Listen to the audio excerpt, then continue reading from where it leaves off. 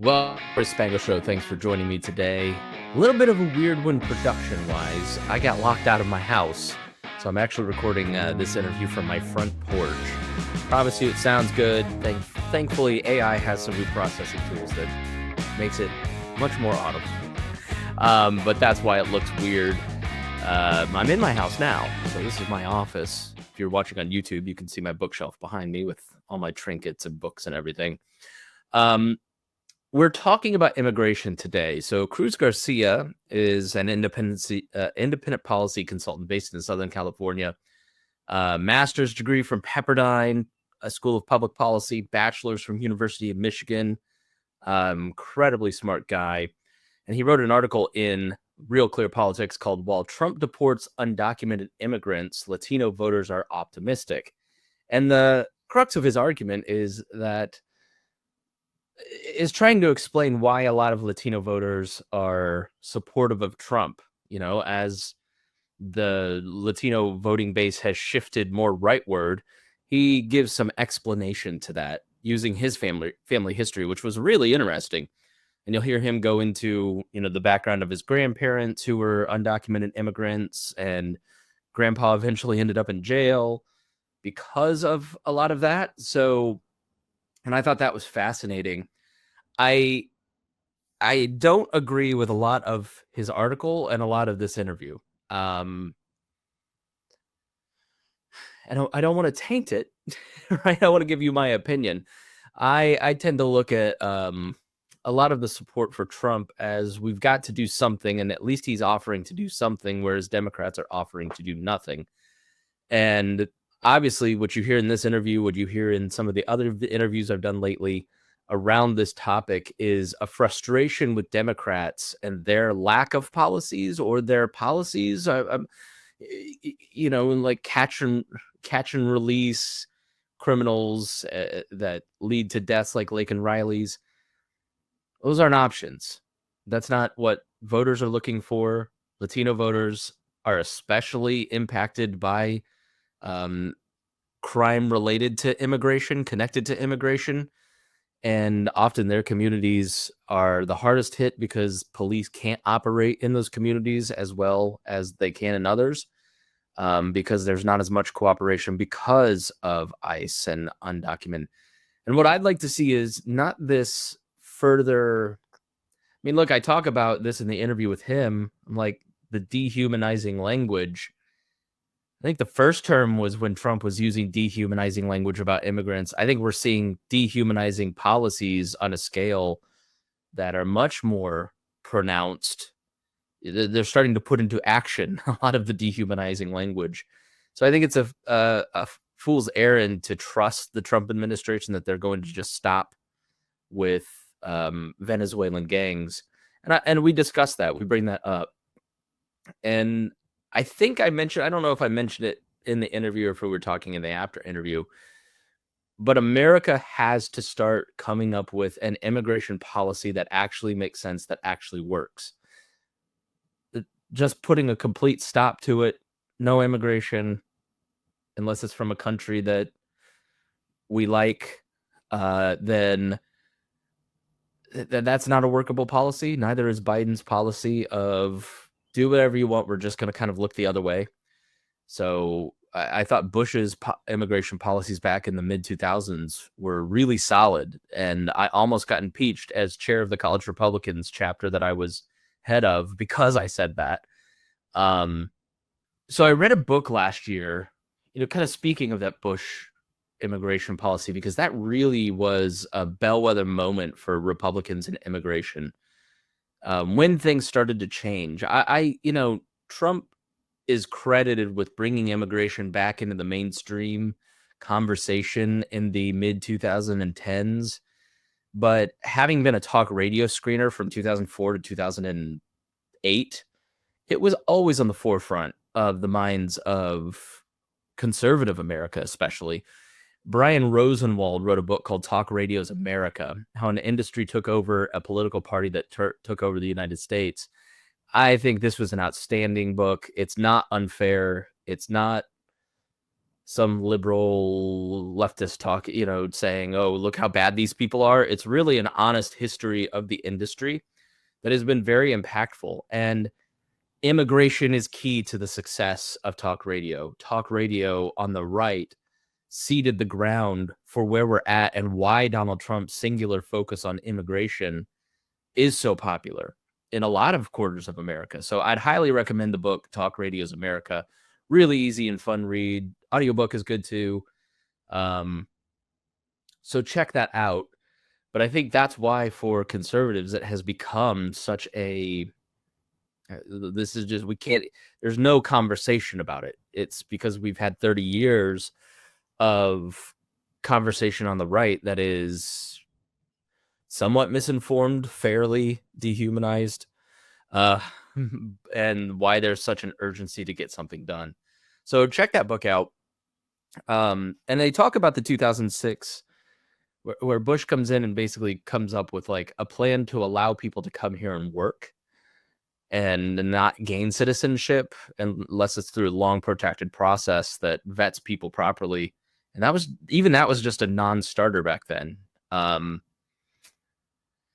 So yeah, I'm sort of meandering here. So let me get to Cruz. Cruz was a great guest, very thoughtful, and I think you'll enjoy the conversation. I'd love to hear from you. Let me know what you think about this conversation at chris@chrisspangle.com, and we'll review your letters in a future episode. All right, so thanks. We'll see you soon. Here's Cruz. Well, it's great to talk to you because your article is indicative of what is confusing a lot of people outside of the Hispanic community. Why has there been a large shift in Latino votes towards Donald Trump when seemingly a lot of his policies are, I don't know, at anti-Hispanic, anti-Latino, anti-immigration? I'm not sure how you would put it. It probably just depends on your political worldview. Let's start with your background, because you wrote this article in Real Clear Politics called "While Trump Deports Undocumented Immigrants, Latino Voters Are Optimistic." And you share a little bit about your background and your view of immigration control. So let's start with why this is personal to you. Tell us a little bit about your story. Yeah, so this is something that's very close to home to me. I am from Saginaw, Michigan, a um, blue collar Midwestern town that was pretty vibrant during the automotive era, where a lot of people flocked to places like Detroit and Flint and Saginaw. And uh, Once my grandparents, migrated to this country illegally, they made a flight to Michigan where it was safe, where they could reap the benefits. But obviously, being an undocumented immigrant comes with a lot of different hurdles. And my grandfather succumbed to the vices of a developing small Midwestern town. Um, as we know, the jobs that were once really available in places like Saginaw in Michigan, they went overseas, and it left the community in detriment. And my grandfather being undocumented, he got caught up in the law. I mean, and there's a lot that I don't know as a grandkid, because for most of my life he was imprisoned, and I like to think the best about some of the things that he did. I do know that he got saved in prison. He became a Christian, so he did denounce, the things that he did. But for most of my life, it was, seeing him on the run, him being a targeted criminal and an immigrant. I often wonder if he would be a part of, the group that would get sent to El Salvador had he been, brought up during this time. So all that to say Is is that that their country of origin? Was it El Salvador? no, I'm of Mexican origin, Okay. so they were a part of the wave of immigrants that came in the '70s. So yeah, but for most of my life, I grew up with with the idea that law enforcement, immigration, was completely against people that shared my skin color. Having young parents, they antagonized the police very often until they've matured into parents that have experience, and then started to encourage me to also consider conservative values. So I was brought up in a to see that transition into more traditional or conservative values because of the environment that we were in. But it did Yeah, come from. if I can pause there, that's something that has always confused me about the conservative immigration stance is like why would conservatives be against a lot of conservative pro-family, pro-life, Catholic, entrepreneurial immigrants coming to America and wanting to make it harder? And I think what you just outlined is so in line with kind of what I've always thought is like you're not importing. When you have immigration, you're bringing in people who could align probably more with conservatives in how they want to live their life than maybe your average progressive person. Exactly. And it does, I do find myself in a sticky situation defending Trump's approach to immigration because, I mean, when you read my article, I do sound MAGA, but I'm actually not. I highlight the fact that he distinguishes violent offenders to, you know, Latinos who've assimilated into American society who are immigrants but have legal status. And unfortunately, that does, you know, in when it comes to policies, there are injustices, and that does bring in peaceful immigrants who may have undocumented status, but they still might be peaceful. They might be accused of something under the Lake and Riley Act, where they might have to be in detention. But when it comes to protecting the Latino community overall, there is an issue with public safety. And when you look at polls from like Pew and I believe Gallup, they have all shown that Latinos prioritize public safety over race-related issues like immigration. So, I'm not super in favor of a hard-nosed approach to immigration, but I'm not gonna, as a researcher, I'm not going to ignore that Latinos are becoming more conservative. They are prioritizing public safety, and if that means favoring Trump's stringent approach to immigration, then that's what they're going to prioritize. Um, at the same time, I was talking about my family coming from a background where crime was involved. There were churches in Saginaw in the inner city, specifically Pentecostal churches that would have revivals and that would outreach to community members.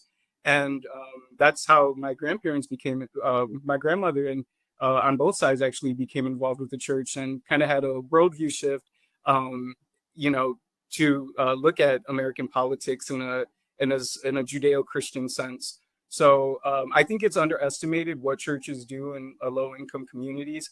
There, a lot of Christian churches, they're not boastful, but when you are brought up in a community that is distressed economically, you do notice the grassroots outreach and the impact that it has. Yeah, it is by and large churches and Christians that are not on TikTok and Instagram flashing what they're doing and wearing $5,000 sneakers that are feeding the poor and help. I mean, I at work just did a video for the Indiana Lawyer.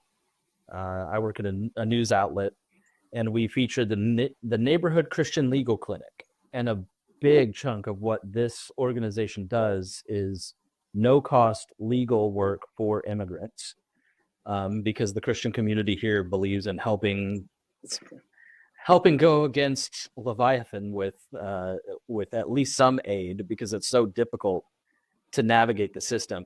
That's where I think you and I read your article, and I think we probably, I don't know where we agree or disagree. You seem far more pro Trump immigration's policies than I am. I'd like to see something a lot more rational.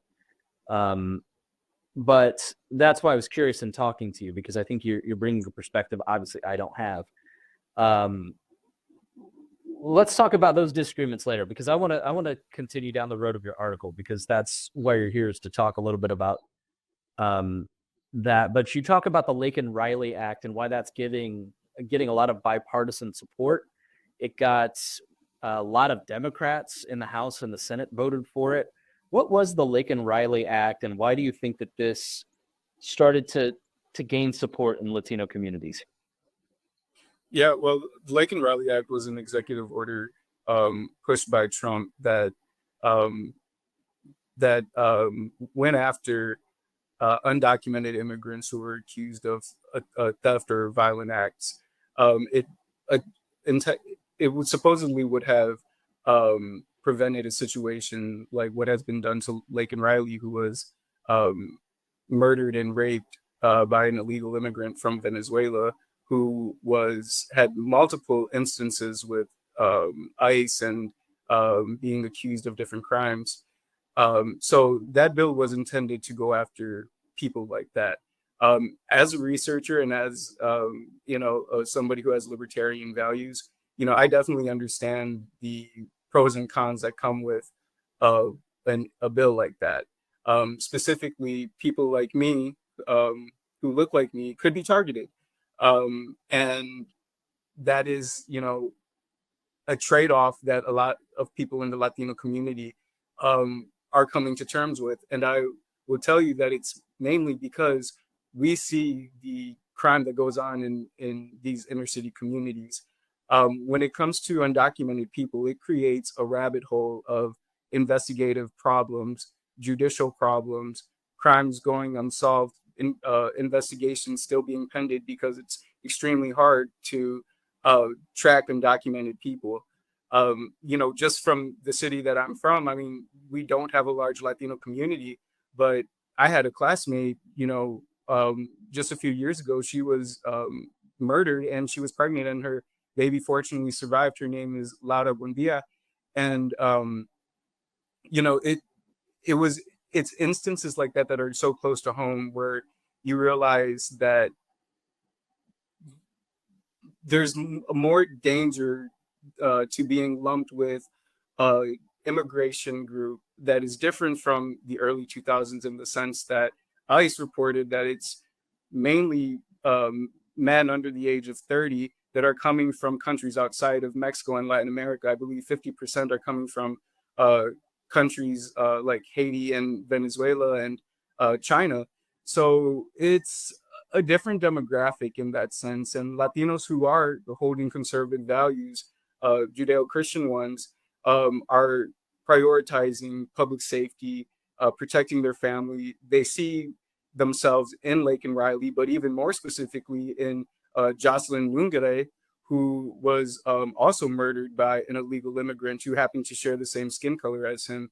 And while I'm also very critical of Trump, especially in regard to the 14th Amendment, I think Augustina Vergara, who you had on previously, I think she had a really good explanation of it. And, she is an expert in which I wouldn't say I'm an expert in immigration. But, Trump, I will say that Trump does do a few things good in the sense that he distinguishes, violent criminals from law-abiding Latinos that, have, who aspire to achieve the American dream. I mean, I think it was such a beautiful thing when he named the Wildlife Center after Jocelyn Lungere and honored the mother during his one of his first speeches before Congress. So, in regard to combating violence in the inner city and implementing law and order or cultivating it, I think that's a positive thing that can be taken from the Lake and Riley Act. Yeah, so here's where I want to push back a little bit because I just love for you to explain it to me, not to have an argument or debate or anything, just your point of view, because I look at, as a libertarian, I see other libertarians supporting Trump over 50% of their, like if I'm pushed a little more into that camp than other, right? I look at it like, man, you're getting fooled again. Like Donald Trump was not great for the economy the first time around. He's why we had the inflationary policies of the COVID outbreak, wrote 3 stimulus bills. I look at his immigration policies and I just sort of wonder why people think that it stops with the violent criminals. when he is so over the top with his rhetoric and dehumanizing many different communities. I mean, let's just face a lot of non-white communities. It doesn't really matter what it is. He doesn't have any problem with dehumanizing language. And I'm concerned that when you use that kind of dehumanizing language over and over and over for a decade, that once you get the ball rolling in a certain direction, it's really hard to stop those directions. So we start at the Venezuelan gangs, and everybody with a brain and a heart goes, I don't want Venezuelan gangs in my country. I don't want these violent criminals in the communities that you're talking about to be a part of it. But then all of a sudden it starts to get into, well, naturalized citizenship is on the table. Birthright citizenship is on the table. That's where I look at it as a libertarian and go, all right, maybe we're heading in a direction that is anti-immigrant that we can't rein in once we go down that path. What do you think about that? Feel free to be rude. I don't care if you go, this guy's an ignorant person. But I just look at what is kind of creeping in with doctors coming in that should be able to work and live here, and naturalized citizens like the Iranian doctor in the first term that they denaturalized him for really no good reason.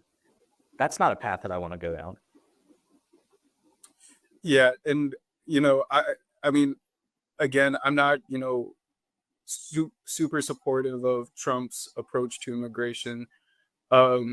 In regard to it's reported that has such a broader brush or broader scope of who he's considering to be undocumented. But there's also evidence that, there's current data, ICE reports that show that he's still not on Biden and Obama level with regard to immigration. And as somebody, I mean, again, I'm not an immigration expert. I do look at policy interest from different demographics, and how certain policies are played out. And I think the libertarian approach doesn't take into consideration the different wave of immigrants that is currently infiltrating these communities, and the fact that local governments and states have provided them funding and have really kind of incentivized them to actually cause harm. I mean, when you can't work, you're giving stipends from local governments. Something does have to be done, and it was community members speaking out. I mean, if you look at a Chicago City Council, you have Black residents who are feeling left out of the conversation, who are also having struggles within their communities. Latinos, even in Chicago and places like Los Angeles, having issues within their communities, and then finding migrant groups that they didn't vote for. A lot of these cities did it through city council vote, and they're expressing themselves. So, and also with so much social media, so many outlets of information, it's kind of hard to ignore the public cry. And as a libertarian, I'm somebody who's all for local community, responding to constituents. I'm not super conservative, but when I go to city council meetings for different cities in Los Angeles, whether it be South El Monte, San Bernardino, Riverside, those are mostly Latino constituents, and elders of the community are coming out and saying that they don't want cannabis in their community. They don't want homeless encampments, that they want their traditional culture preserved.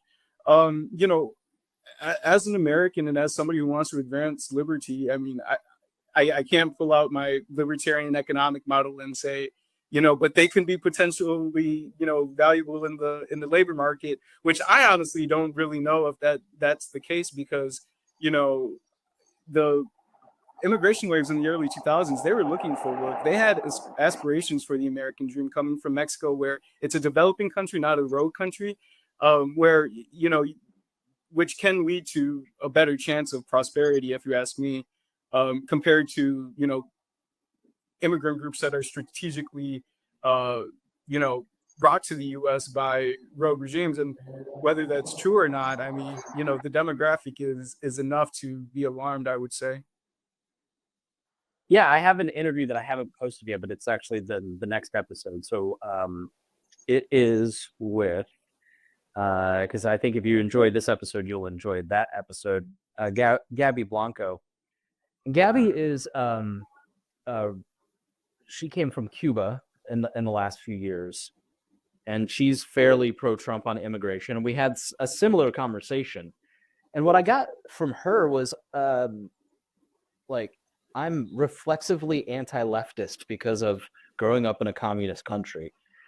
Is there a bit of this that is having lived in, I live in a progressive area. I've had stuff stolen from my house, and the prosecutor isn't going to do a darn thing about it. The people that stole my stuff came from another county, a donut county. A couple of rednecks came in and stole stuff because they know if they get caught here, they're not going to go to jail, because the prosecutor isn't going to do anything about it. The prosecutor and the police generally just now are starting to crack down on things like vagrancy and certain things that reduce the quality of life in a downtown area where I live and work. I have a far higher tolerance of like homeless people than my brother, who stopped by the city yesterday and was like, oh my goodness, right? But is there some of this that is just, I'm supporting Trump because I'm so tired of progressive policies that are not working, that are making my life more dangerous, that are ruining the place that I live and making my life harder? Oh, certainly. If she's, anywhere near my age, I'm 26. We were, really influenced by from like, the Obama era to the transition to the Trump era. If you just, voiced an opinion of opposition on a liberal campus, you're ostracized. Especially if you are brown or black, because those communities become very insular in predominantly white institutions. So I can say I was very much influenced by that, but at the same time, I have been in extreme left environments and somewhat extreme right environments. And I have a section in my piece where I say it's important to have bipartisan efforts because it does bring both sides to the conversation. Um, I, I try hard to separate Trump from his supporters. I think it's, can be very dangerous for him to not address some of the rhetoric that he portrays. I do refer to instances where, he spoke to Latino communities like that, where he told us, they're not like you, which in a sense I could honestly relate to, because having a family that is, has a background in crime, I do understand that there is a immigrant community that is not law abiding, that does want to come here to get into the illicit market. And, it's dangerous for already distressed communities. But I want to also be a rational voice that says, hey, you rushing the gun on on issues like the 14th Amendment, that set a precedent for so many immigrants that, it just, I'm a believer in the sense that you have to speak somebody's language in order to be a part of the conversation. And in that sense, I did, I did praise Trump in order to reel the conversation in and shed light on, let's not make this a Republican victory, but let's make it a bipartisan one. Both sides need to be at the table for reform.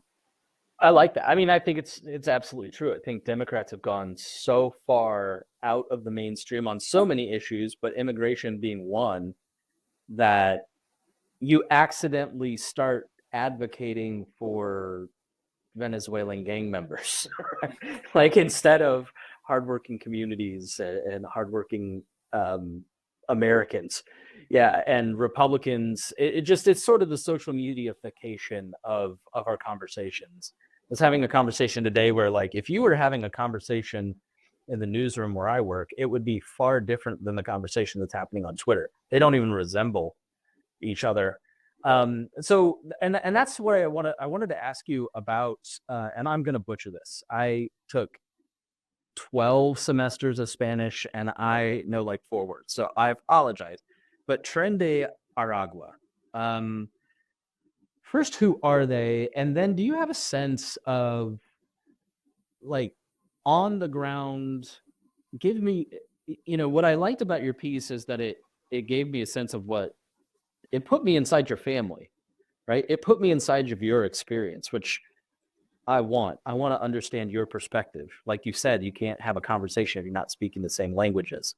I'm paraphrasing, but sometimes I look at the Fox News stuff and I'm just like, did a Venezuelan gang take over a city? Like, is this just propaganda to get me to go along with your side? How do we when we're watching media, how do we parse the propaganda versus the real lived experiences of people like your family when it comes to like Tren de Aragua and the gangs and the violence that you're talking about? Yeah, as a researcher, I'm humbled a lot by data and the things that aren't taken into consideration. And sometimes it's when it comes to certain policy, it starts with like reducing it to the bones and just recognizing that the being undocumented is unfortunate because you're subjected to the immigration process that is extremely complicated. So that alone presents so many different problems. And then on top of that, you have a different demographic. 50% are coming from countries that we've never experienced immigration waves at this length with. And then you combine that with city council, they're all live streamed. You can see people complaining, people fact checked what Haitians were doing to animals when Trump brought it up during the debate. And there was actually like a debate on Twitter as to whether or not that was true. And to me, it's an instance like that could easily be debunked if there wasn't so many reports of different things going on with, migrants.